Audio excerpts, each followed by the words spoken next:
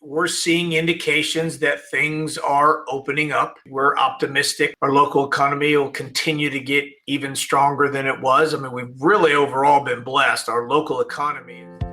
Welcome to Prime Lunchtime with Brian Johnson, a monthly podcast featuring the city manager and your host, Rico Figliolini. Taking the conversation beyond just talk, it's about getting the facts, discussing the issues, and asking honest questions of our city. Hi everyone, this is Rico Figliolini, host of Peachtree Corners Live, and today with Brian Johnson, the city manager, we are doing Prime Lunchtime with the city manager. Before we get to Brian, I just want to tell you what the show's about ahead. That we're going to be discussing a little bit about what's gone on during the last week or two. Certainly the charter amendment, city charter amendment that happened this past city council meeting. Also want to discuss a little bit the new conference that's going to be held in October. Did you know that vehicles are the most connected devices in the world now, almost overtaking phones? So we're going to have the V2X Live conference here in October, which is about cars and vehicles and the connections they make to everything.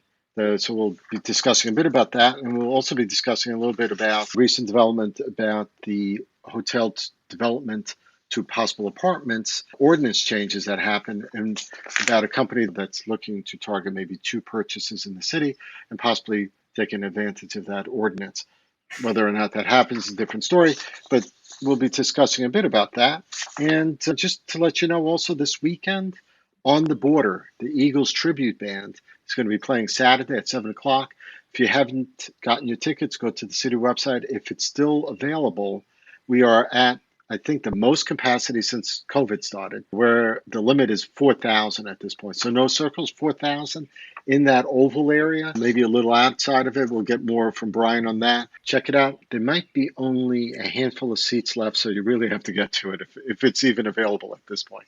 But look out for other concerts later in the summer as well as they come up. So let's bring Brian on. Hey, Brian, thank you for joining us. Thanks for having me, Rico. Appreciate it. It's always good to be able to talk about the things that's going on in the city and be able to get facts out there and to discuss some of this stuff, because I always have 1,000 questions. Sometimes people tell me I have 1,000,000 questions, but you have to ask those questions to get the answers sometimes, right? Sure. So then for those that may want to attend the On the Border, so that limit to the concerts now in the town green has been lifted to 4,000, right? And I think we talked about at one point, it was 6,000 was the most that it might have held pre-COVID. That's about right. So, I guess year and a half, 2 years ago, we had a Queen cover band that there was no limitation. It was first come, first serve. And it certainly spilled out into some of the areas outside of what we consider the developed part of the town green, right, and into the wood line and things like that. But our cameras counted about 6,000 people. Right. So Amazing. that probably is a little bit more than we'd like. The reason that there's a limit on this is not for that reason. It's for COVID. Council had to make a decision about a month out before the event, because we've got to be able, there's some logistics involved in securing the area and Sure. how many police officers we need and everything. And so they decided on this event to increase it from, I believe it was 2,500, the concert The before last time. Yep. And they increased it to 4,000. And so other than needing to reserve space to get inside the ropes, if you will, once you're in there, there are no, the city is not regulating your behavior. We're assuming everybody is going to act in a responsible way as it relates to, if you're not vaccinated, then, take whatever precautions you need. If you are, then, operate what makes you, however you feel comfortable. But council will, here in about a week and a half, will tell me if they want to have a restriction at all on the total numbers for next month's concert, if they just want to lift it and say first come, first serve. Okay, so first come, first serve, meaning no reservations anymore. No reservations, no roped off area. It's just the town green as we normally know it. Mm-hmm. And if you want to show up, you show up. And if there's a space somewhere, you can set your So for chair this up, blanket up, and do Right. whatever. Kind of like you remember it the first summer we had. So I guess if we get to that point, it doesn't matter when people come, because people will Correct. come sometimes at 2 even Correct. for a 7 o'clock concert. But as far as this concert this weekend, will it be roped off like at a particular time, 2 o'clock, or I are think we're keeping it at 2. That seemed to 2? work Okay. last month. We did a better job of telling the residents when it was going to be roped off. Right. They also understood the reason why we did it at all, which is it's easier to keep people from going somewhere to begin with versus to having to kick them out. And so I think we'll keep it that way, because if not, I mean, we do have to set up the area at some point. So we would have to, and so that number seemed to be fine. Good, great. So that's a cool concert. Everyone should try to get to it. But again, there's limited seats, so if you find it sold out, look at other concerts coming this summer. So you should enjoy that. Town Green's getting a lot more stuff. I mean, there's more shops, I think, that open. Playa Bowl opened not too long ago, a month ago, I think, a month and a half ago. So I don't know what's going on with the Old Farmburg retail there, but things are moving along. There's more coming in, even at the Forum. There's more shops opening over there. So the economy seems to be picking up a little bit.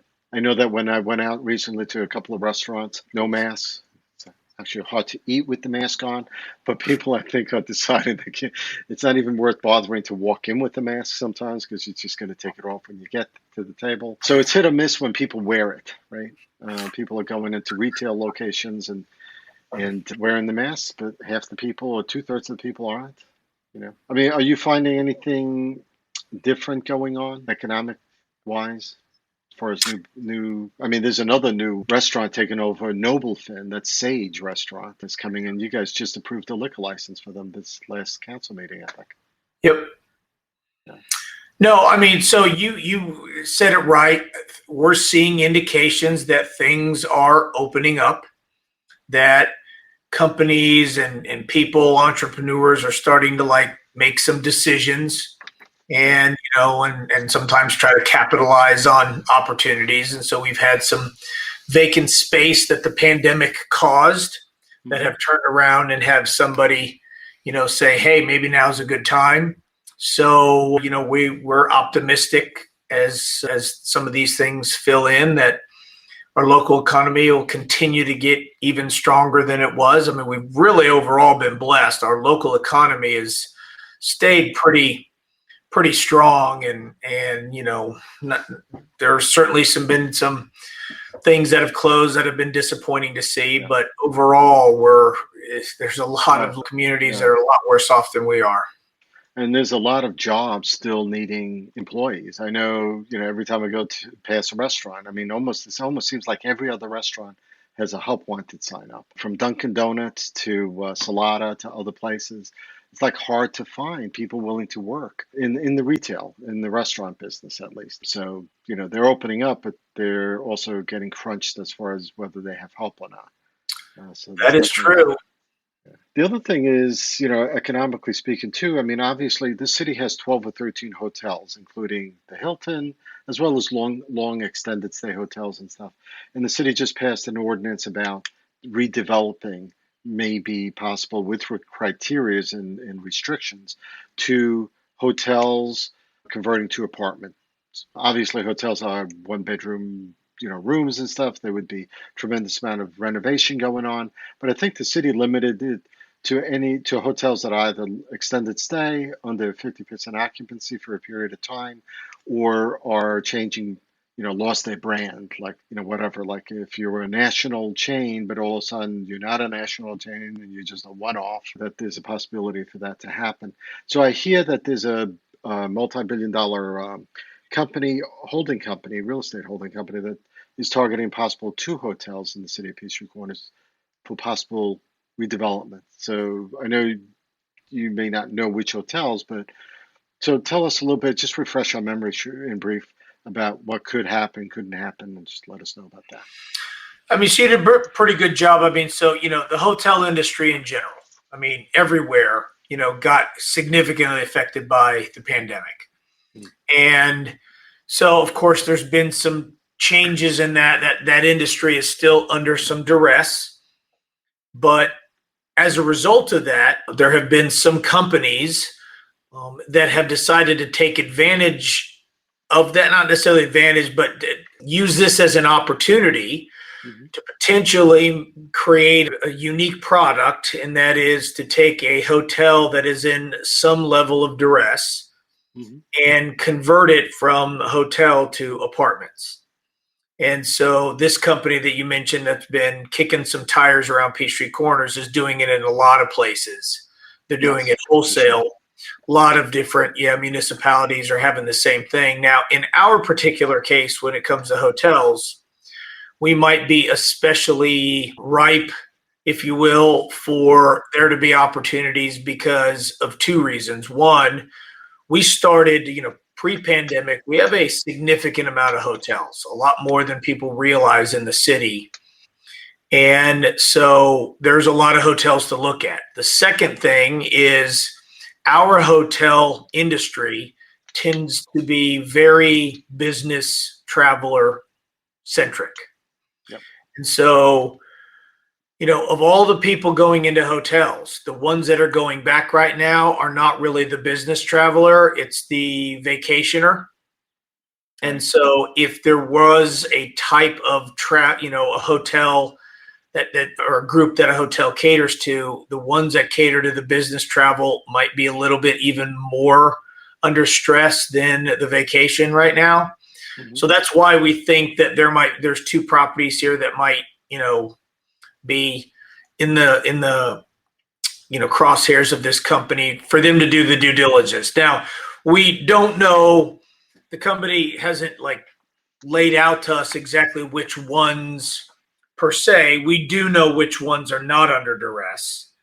And so we do know which ones, we can say are doing fine. We have a pretty good relationship with the hoteliers in the city, and none of the branded hotels, the ones that are under a flag of a national brand, whether it's Marriott, IHG, and their sub brands like Residence Inn, Homewood Suites, that kind of stuff. None of those are the ones that are at a point where they want to consider selling to this company. We do have a few that generally tend to be on the south side of the city that are no longer branded. And, so we suspect that it may be one of those. Now, again, so one last thing is to consider is on the ordinance, we knew this was coming. So there's been, as we keep up with trends out there, we started to see that, yes, there are hotels that start going through a cycle when they are not performing well. Right. And there were some companies that were maybe wanting to convert. And so so what I did is I presented them an ordinance and I said, here's the deal. This phenomenon is coming, or it is here. It could certainly be here very soon. And we probably should put some thought behind what we want to do if a company comes to us and says, hey, we want to take this hotel, buy it, and convert it into an apartment. How would you regulate that? Do you allow it? And so council considered this versus saying, no, we don't want to have anything.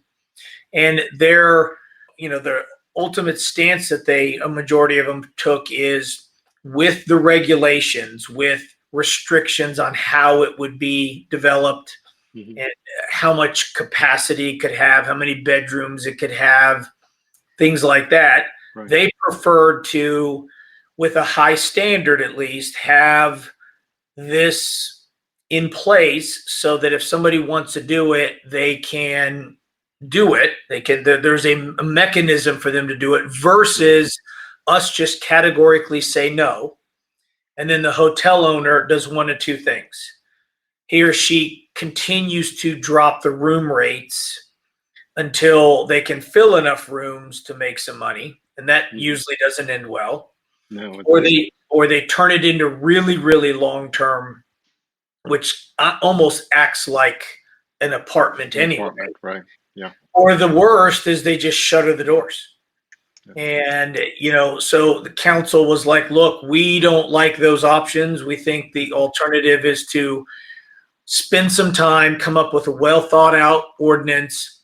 if a company comes to us and wants to do it, we have a mechanism for them to do it, but that they have a very narrow band to do it. We don't say, oh yeah, sure, whatever. We look forward to your product and cross our fingers.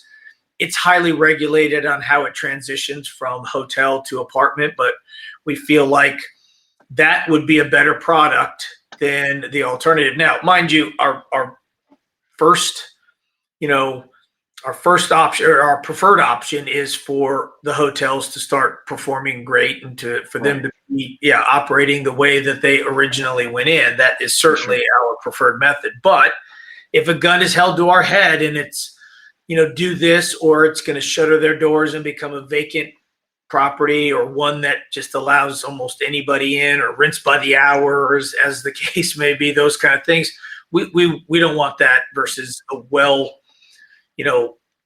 well-regulated conversion into apartments. I think this is what a good city does, right? Like you said, you find trends that are happening across the competitive landscape, right?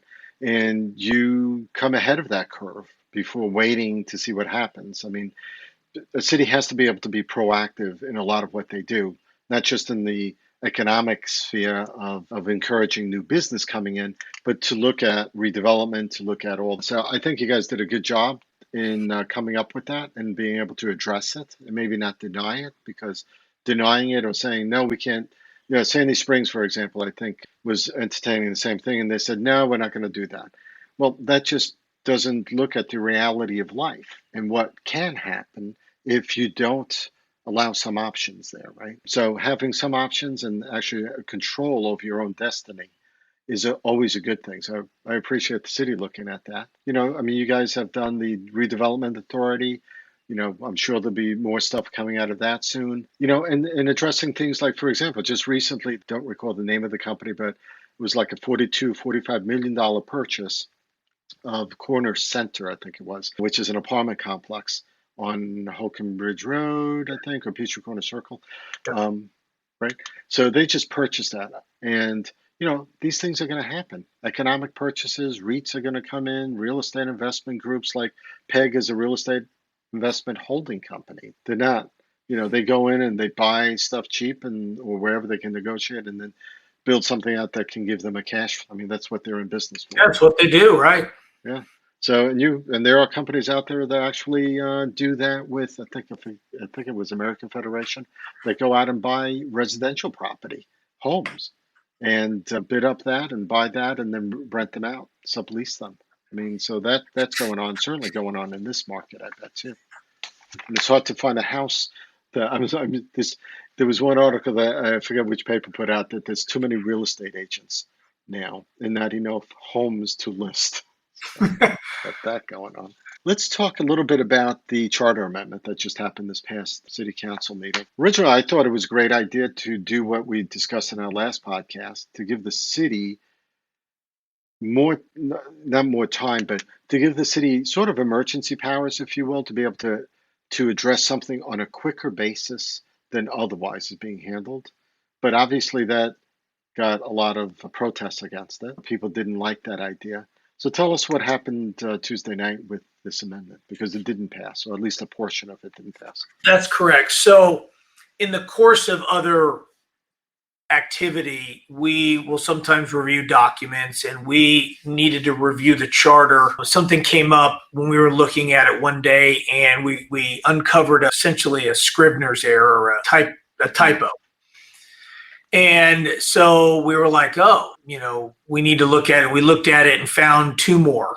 And so I'd been sitting on it for a while, and it was just, I had an agenda that I thought was just, let's just get this out of the way. So we put it on there. But in the course of that, charter amendments are a very formal event, as it should be. The charter is the city's constitution, if you will.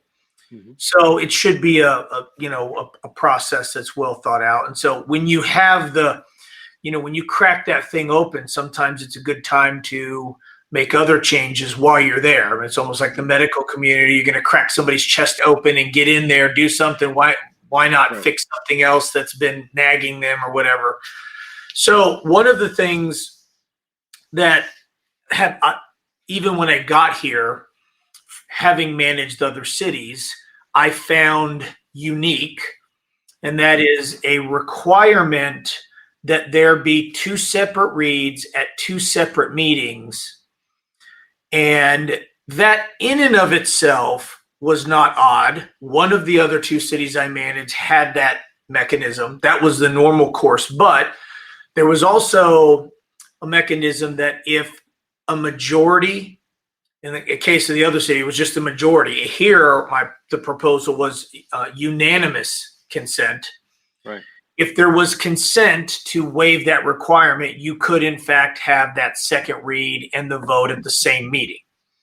And it existed for instances that were emergent, but not necessarily emergent for the entire city. Like you got to drop what you're doing and do it. I mean, you could argue that the mask ordinance requiring the wearing of masks during a pandemic was a citywide emergent situation, and it needed to be moved in fast. And we have a mechanism in the charter now allowing for emergency ordinances, but it only is in place for 30 days and has a very high standard. There's got to be a risk to life, limb, property type of thing. And if that's not the case, then it doesn't meet that standard. So there are instances where it doesn't quite meet that standard, but yet it is kind of exigent circumstances and an emergent situation. So I just thought, hey, why not put a mechanism in there on the off chance that those situations happen that you at least could do it. And we made it to where it was a unanimous consent of all council members. It wasn't even just the ones that are present.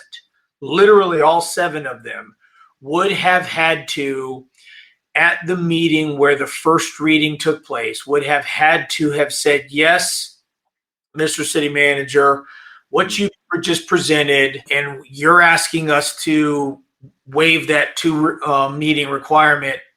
This situation does in fact warrant us doing it at this meeting, and all of us are going to actually be forced to raise our hand and vote yes that it is emergent. I've seen that a lot of places, and let's remember, a lot of cities don't even have a 2-read requirement. Right, that's not the norm. Yeah, there's a lot of cities that you have the reading and the public hearing and the vote at the same council meeting. And the argument there is people track this thing one time, it's going to be at one meeting unless there's a formal vote to table, in which case you'll already be at that meeting to hear about that. We don't need to read every time. And so that's probably more common than the other, but for cities that do have the 2 read, there's oftentimes, again, that mechanism to do it. So I submitted it, and there were a lot of people who were opposed to it, and they showed up and spoke, and council said, you know what, maybe now is not the right time, or in some cases, maybe they don't ever want to do it. I mean, look, it was good to see people, watching things. Sometimes you wonder how many people are even civically active and knowledgeable about what's going on. That was good too. It was great to see a forum for people to show up and express their opinions. There still is some confusion about what was being asked. That was the disappointing part about, lack of transparency. And it's, you're kind of like, we could still have a special called meeting right now under our current charter. If I needed something done fast, I could actually call for a special call meeting tomorrow night. And if the mayor himself or a majority of council wanted to have it, agreed that we need to have it, we could have a special call meeting. You could argue that that's less transparent than doing it always at a council meeting, because everybody can put those council meetings in their calendar. I mean, it's always going to be at the same time of the month, but special call meetings they may miss. And so somebody could have missed that and say, well, you did this, I'm not tracking a city council meeting on a Friday night, or I'm not. And that was the argument some people were making is, oh, you could already do a special call meeting. Well, we can. And I guess if it ever comes to that, we will. But because what's the notification time for a special meeting? I mean, it's 24 hours. Okay. So versus it being on the agenda and everyone knows the city council meeting is the fourth Tuesday of the month, and that it wouldn't just, I mean, it just doesn't show up 24 hours ahead on the agenda, although Correct. it It's could. also live streamed and Mhm. recorded and posted on the So in the website fa- the in day the after. fact that right, and the fact that you had unanimous vote to be able to even consider the subject, I thought was awesome because you want All it took was unanimous, not just just one council member, like you correct. said, this Mhm. isn't emergent enough for me, and I Right, vote no, and then that's it. right, I mean, right, literally all seven had to. right. But Because otherwise, oh, go ahead. no, because otherwise, what happens is, let's say it's an ordinance and the city council votes on it, and it's whatever 4-3 or something. It could be that, right, on the second thing, but on the second read. But on the first read, and if you wanted to move to a vote, that unanimous part is important, right? All the council people have to vote on allowing a vote, and then you would think And that then all you of them would, still have the public hearing, and you still have yes, to vote on the agenda item. yes. So I'm disappointed a little bit in that some people actually don't know what it was about, but they came out, and they found out. I think the same people found out at the meeting because it was explained, but sometimes people still don't quite get it. And, there's an opinion on everything. Maybe maybe that's a good thing that for now it's not allowed. We'll find out in the future if that was a bad choice, at some Well, point. Rico, so interesting that you bring that up because we technically could have even had a real world example. Would it have been determined to be emergent? But some of the people were asking, well, when do you ever feel the need to move quickly, but it doesn't apply to citywide stuff? Well, we just had an issue this last weekend where an individual rented out through Airbnb Mhm. his pool. So the rental mentioned that it was the rental of a pool, not the rental of a dwelling, as our Right. code has. And we do not allow for rentals less than 30 days, or actually less than 31 days. It has to be 31 days or more. Uh-huh. And so you can't do an Airbnb for anything less than 31 days or more. Okay. But it says to rent out a dwelling. And so an individual rented out a pool and ended up having, there was probably approaching 50 people. You're not supposed to even have 16 on any, more than 16 through Airbnb anyway. Upwards of 50 people that showed up. Mm. And the police were called, and technically speaking, with the pool thing, the argument was we're not violating your ordinance because it's not a dwelling, and you just Right. get into this. So my point to that is we are going to do a text amendment of our code and amend that to ensure that it's the dwelling and any other, amenities outside of that. Right. But that could have been considered for the neighborhood. Like if you live next to this house, Uh-huh. you would consider this an emergent situation. You would be like, look, For sure. this is a good example of change that code quickly Hmm. so that I can go ahead and feel comfortable that they can't run through this loophole. And Right. instead, we'll introduce it. It'll be 60 plus days before it's voted on. And again, that's fine if the residents want that, enough of them. And that's why council, it was good to see people that say their opinion, and council listened. And there was certainly more people that showed up and sent emails that were against it than for it, although that's usually the case. But that's fine. I mean, that's how democracy works. That's how the city Yeah. works. Council was responsive, and we're going to drive on and move on, and that's it. But yeah, so the only disappointing part is that there are still some people who truly still don't understand what this was and what it's about, and how the protective measures that were in place were, could argue, even more restricted than the current one. And I just hate people making decisions based on false information or a misunderstanding. But Yeah. the Misinformation versus disinformation, I guess. right. It's they just don't. They're not. And everyone has an opinion too, obviously. So the fact, like you said, I mean, it always happens that the no's are always the ones showing up versus the yes. The people that don't have a problem with it are not showing up saying, yay, good job. This is exactly what we want.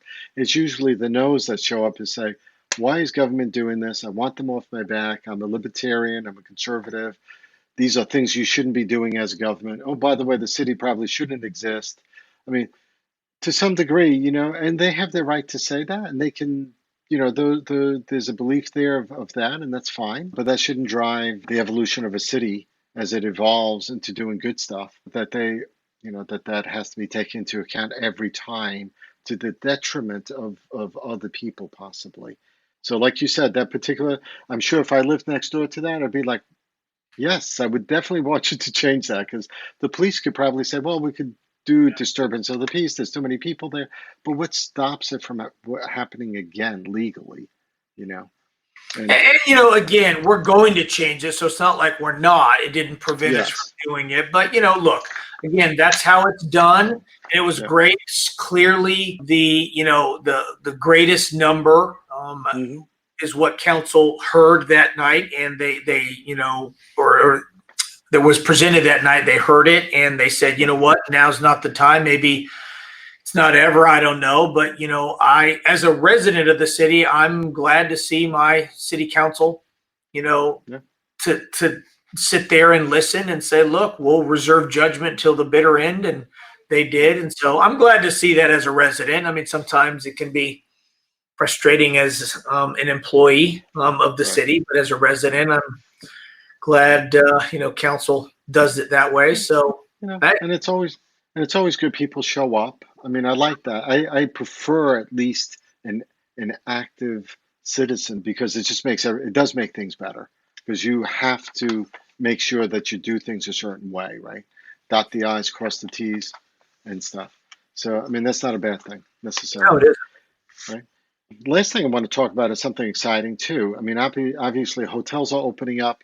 We had a jobs fair this past weekend for the hospitality industry here in Peachtree Corners because, I remember at one point as the Hilton was opening up, they could only open up certain floors because they didn't have enough employees to clean all the floors, for example. Getting people back to work is a little difficult I don't want to say post-COVID, but emerging and opening up for business, it's a little tough for the hospitality industry to be able to get the work they need. So I'm glad they're able to do that.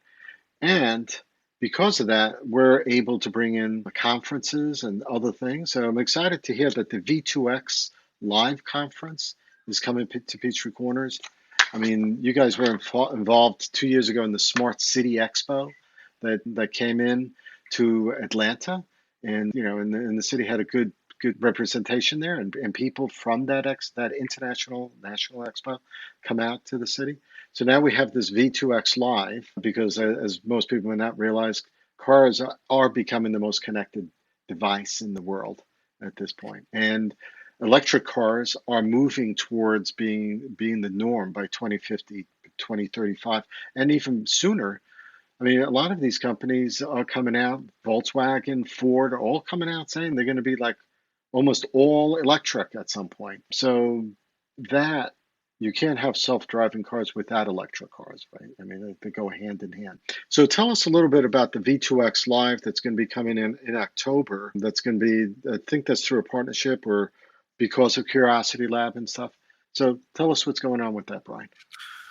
All right. So as conferences go, conferences have a theme, if you will, a reason to hold it. And a lot of times new conference themes are spin-offs of emerging technology from conferences they used to be a subset of. Right. So you could have had a automotive conference, and back in the day, you at some point had this subset where they were talking about cars being able to talk to something else, and people are like, wow, and so over time, connected vehicles and all that comes with it. You've got the vehicle itself and that whole part of that. What is it going to say? Who's doing it? Then you've got who's listening, because you've got vehicle to infrastructure, vehicle to vehicle, and you have vehicle to all sorts of stuff. And so all of those have their own subset. And then you have the software that you've got to do all this. You have this large, ever-growing industry around connected vehicles, and it has merged off in one of the companies that does a lot of different conferences decided to be the first to create this conference on its own. And so it went through a due diligence period and said, we're going to create this brand new conference. We're going to be the first one to do a connected vehicle conference called V2X Live. Vehicle to Everything Live is what V2X stands for. And they did a due diligence, and they wanted to pick 3 locations in the world to start this series. One in Europe. They chose Frankfurt, Germany. And they wanted to do 2 in the States, one in the East Coast and one in the West Coast. They picked a city, I believe it's Santa Clara, but a city in Silicon Valley on the West Coast. Right. And because of Curiosity Lab, Peachtree Corners was picked on the East Coast. Now, mind you, when I say Peachtree Corners, as opposed to Smart City Atlanta, that is held in the Georgia World Congress Center, this conference will actually be held in Peachtree Corners. And so the conference will be a little bit different in that it's not one conference with everything under one roof. This is a little bit more of, call it an experiential one. And of course, the reason is we actually have a vehicle to everything environment. I mean, we have created that city street where a vehicle that is capable of doing this could drive up our track and be talking to every light pole, every other vehicle, every pedestrian who has a phone, every traffic signal, every pedestrian crossing, all the way up. We have that environment now. Right. And they want to do a conference where you can actually talk about connected vehicle and get out and in some cases see them in action, like literally be standing under a light pole that has the technology to talk to the car. And have the companies that provide that be there and have a tent set up. And so it's going to basically be a linear conference in that the conference host hotel will be the Hilton. And there will be a significant presence, though, call it a host hotel A and B. A would be the Hilton, B will be the Marriott, our 2 conference hotels here. Right. And then there will be a lot of meeting space there. Of course, the rooms for the conference attendees, and then breakout sessions and demo, and demonstrations will be up the track. So as you go essentially north up the track, there will be some breakout and panel discussions held at City Hall. And then there'll be locations up the track where you may have Wattway, who does the solar roadway, have a tent. And people can go out there and see our solar roadway. And then we'll have more at the Innovation Center where you'll have breakouts. And then there'll be even more so up at Atlanta Tech Park at the other end. And so we're looking to do this conference. The cool thing about it is its ability to pump activity into our local economy. So now you're talking, they are projecting maybe about 1,000 conference attendees in year 1 because it is a new conference. And so that's a lot of hotel rooms, and maybe it'll be more, I don't know, but that's a lot of hotel rooms that'll be filled. So that, for 2 nights at least. And then it could even be more people during the day if Metro Atlanta, people who live in Metro Atlanta show up. And then what we're looking to maybe do is, instead of having the keynote address at the beginning of the day, which is oftentimes what you see on a conference, is we do it at the end of the day. We get everybody to go up and we hold that keynote address up at the town green using the stage, so that when you're done with it, you're already at our entertainment district and you can already eat right there. And maybe we have a concert afterwards. And so we're looking to pump more activity into the forum in the town, center.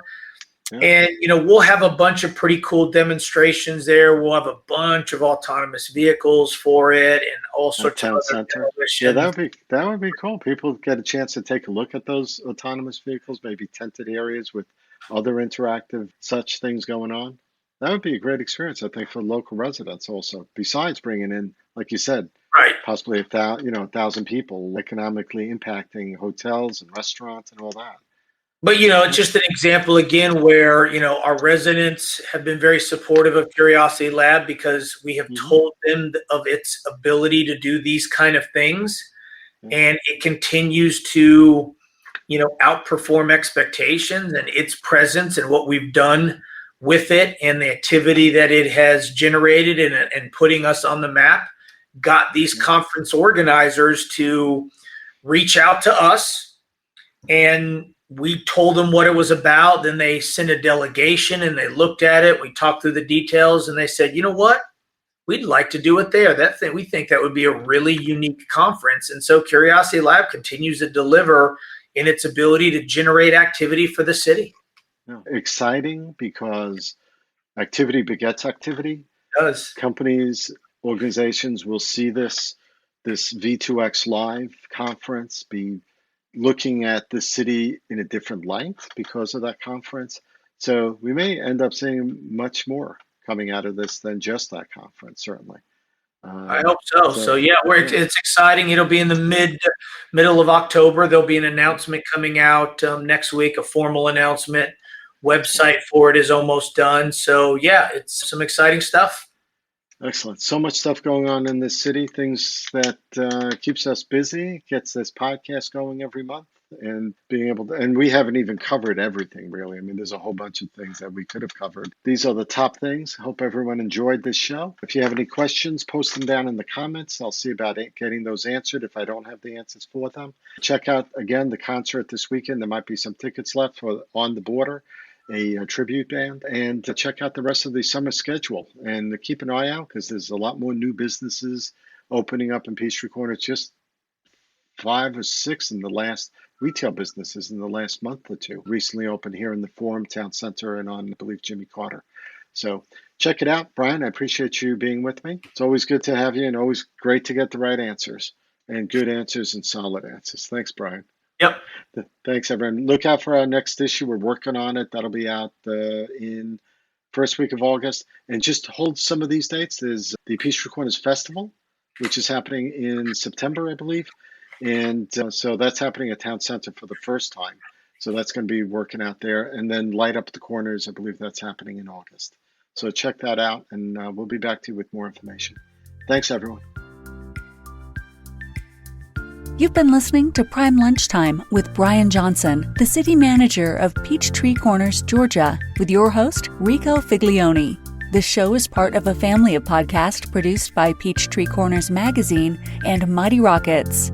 To find more episodes of this show or our other podcasts, visit livinginpeachtreecorners.com or follow us on Facebook at Peachtree Corners Life.